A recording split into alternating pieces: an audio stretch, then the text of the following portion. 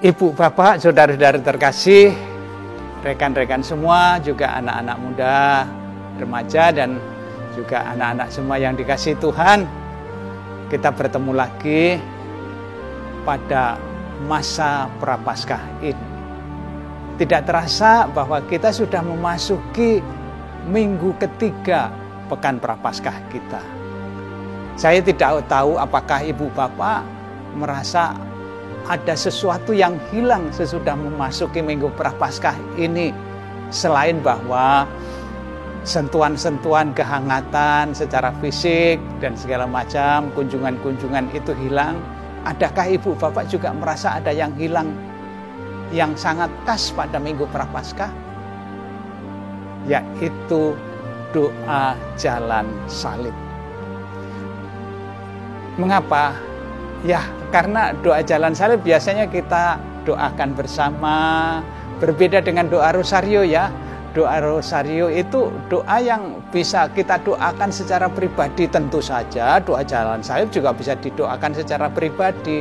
Tetapi karena doa rosario itu bisa disesuaikan dengan segala situasi, suasana, dan masa liturgi, maka doa rosario juga bisa didoakan kapan saja.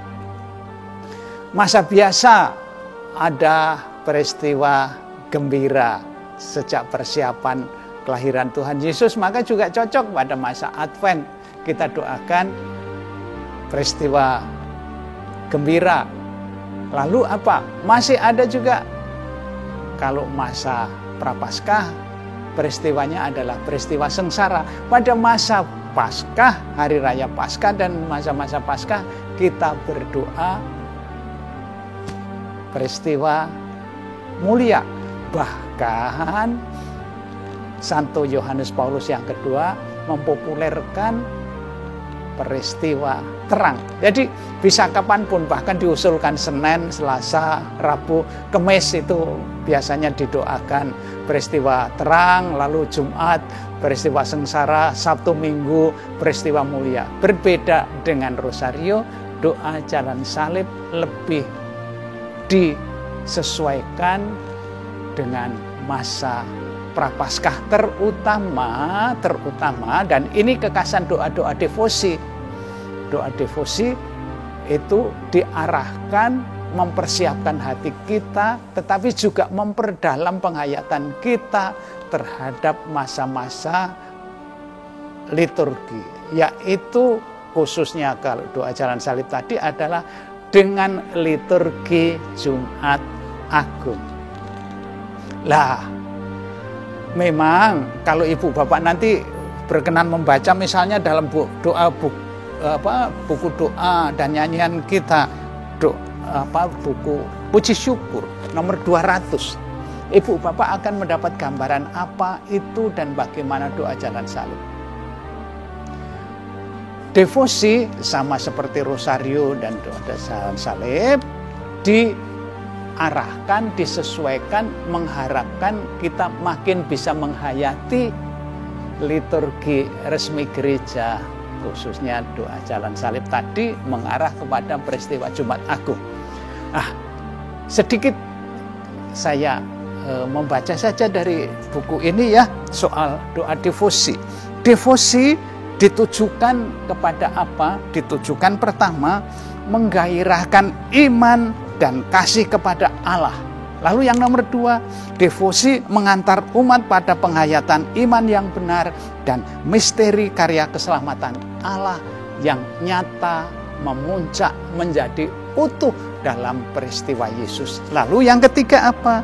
Yang ketiga tentu saja doa-doa kita mengungkapkan iman, tetapi sekaligus juga meneguhkan iman kita terhadap misteri karya keselamatan Allah yang sedemikian luas, tetapi di dalam devosi itu kemudian disegikan kecil-kecil, sedikit demi sedikit, agar kita bisa makin menghayati misteri itu. Tentu saja lalu devosi juga bisa dikaitkan dengan tokoh iman yang menghayati secara luar biasa misteri-misteri. Ibu Bapak mempunyai devosi kerahiman ilahi. Lalu yang ditampilkan tokoh kerahiman ilahi siapa?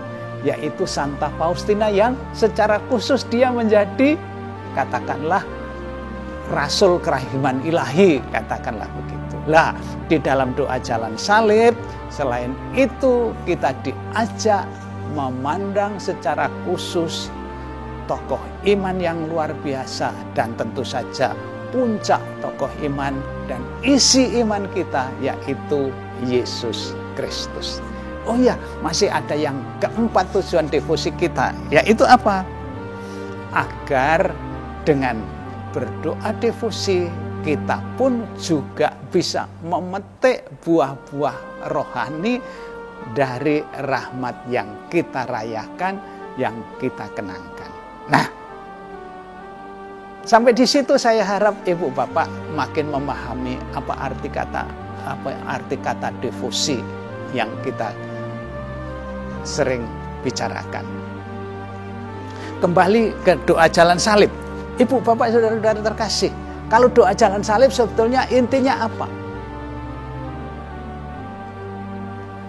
Doa jalan salib diarahkan kepada liturgi Jumat Agung. Dan apa yang terjadi pada liturgi Jumat Agung?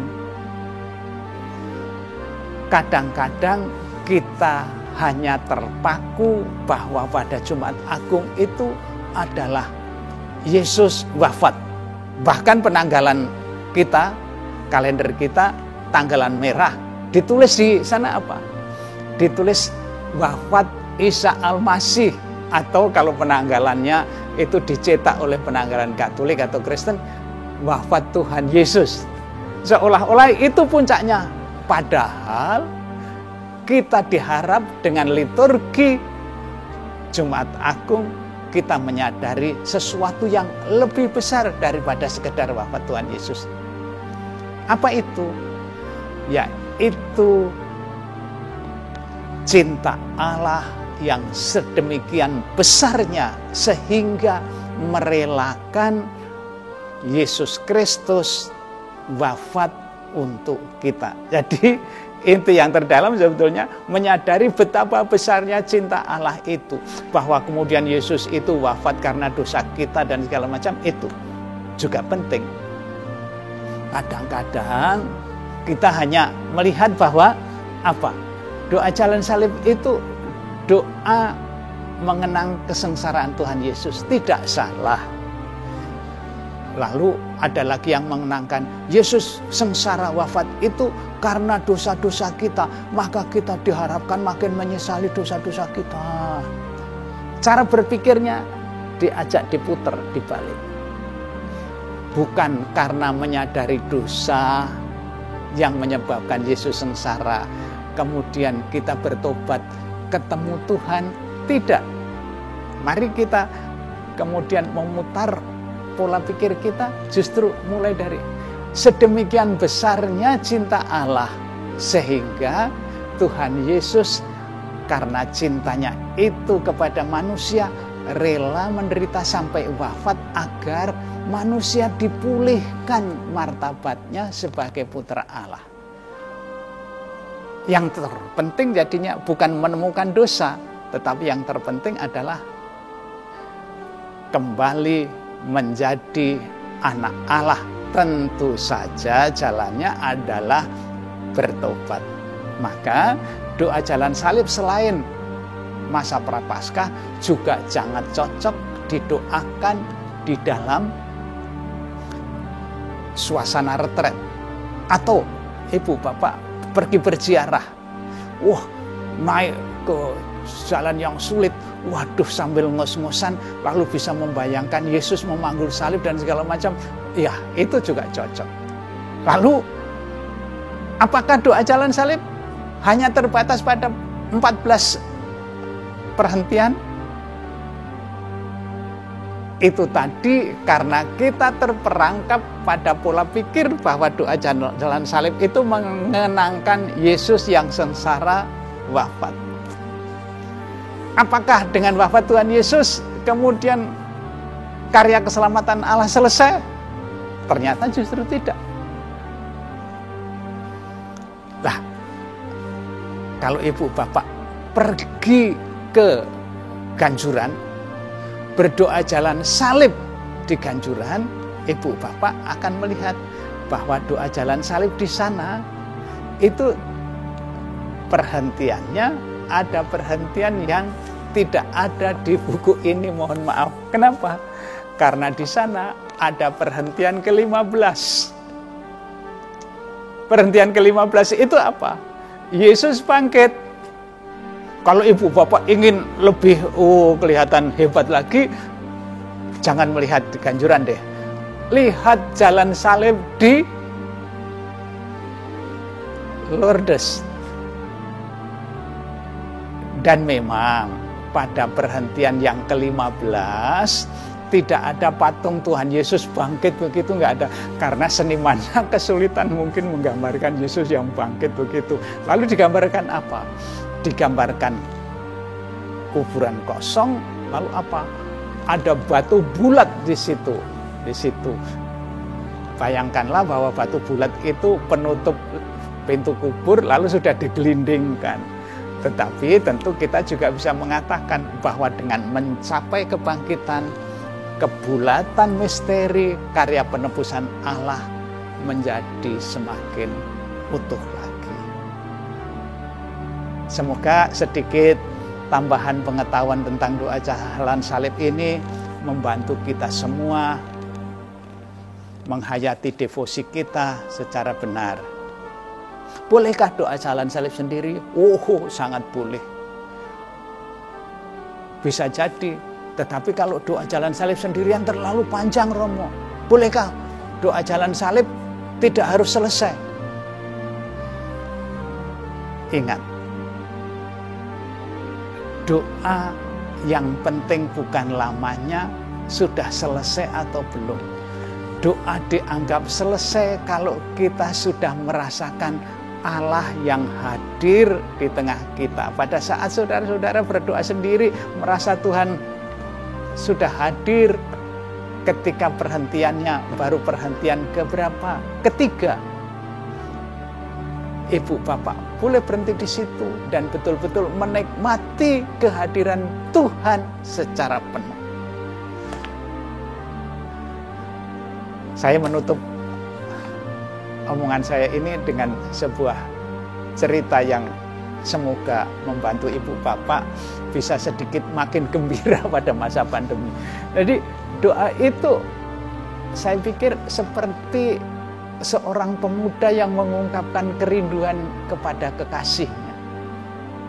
Karena dia lama tidak ketemu dengan kekasihnya, lalu kemudian dia menulis surat cinta. Kalau dulu memang belum ada WA, belum ada media sosial seperti sekarang. Menulis surat cinta berlembar-lembar. Lalu dia akhirnya punya kesempatan ketemu dan kekasihnya itu mau ditemui. Maka mereka duduk berdua. Lalu apa? Pemuda ini lalu kemudian mengeluarkan surat cintanya dan dia dengan sibuk membaca surat cintanya itu sampai akhirnya kekasihnya menyetop di tengah jalan. Stop. Katanya kamu rindu ketemu saya. Lah iya, ini saya mengungkapkan kerinduan saya dalam surat. Lah saya sekarang sudah ada di sampingmu. Kenapa kamu masih sibuk membaca surat cintamu?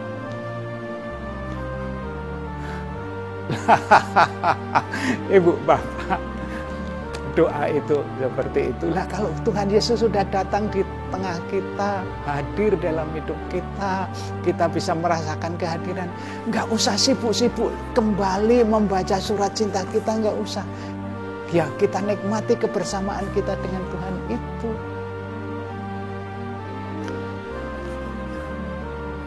Ibu bapak, selamat menikmati cinta Tuhan kepada kita. Terima kasih. Kita tetap waspada. Masa Prapaskah bukan masa puasa, tetapi masa bertobat.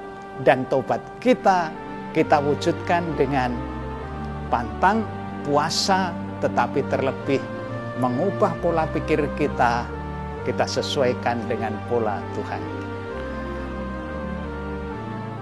Terima kasih, Tuhan memberkati kita semua. Amin.